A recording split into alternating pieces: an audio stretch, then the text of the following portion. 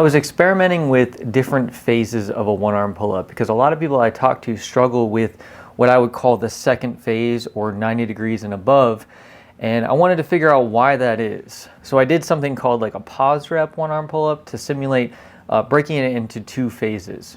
And I actually found out some pretty interesting stuff just by how it feels on my own body. Breaking it down into two phases, phase one being up to about 90 degrees, we're pulling to that bent arm flex position, creating this angle right here. And I would say this is a really strong position because you're able to use your lats, your forearms, and your core all at one time, and it creates a really stable platform. That's why a lot of people can do a lock off, but they can't do a one-arm pull-up. Now phase two is just closing this angle and this angle. So this elbow is gonna come closer to your body, and this is gonna close in that position so you're able to pull your chin above the bar and complete the rep. Now what I found from doing those pause reps, it's really difficult to close that angle because we're basically maxed out with how much our lat can contribute.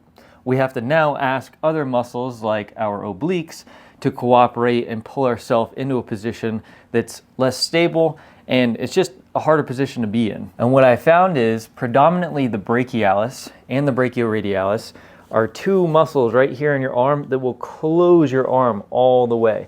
Brachialis, you can really feel it here on the side. It's not your bicep, it's right next to your bicep. You can really feel that activate as we get to fully flexed here. The obliques right here are mainly used for stability as we pull that elbow closer to our body. But two key things that I really noticed as I was getting to the top of the rep was how much my forearm flexor is engaged, and then my arm, or the top of my forearm, was actually going to slight pronation to kind of reel that bar into my chest. I did notice in phase two that my lats were still activated, but as I continued to pull, they weren't activated any more than phase one.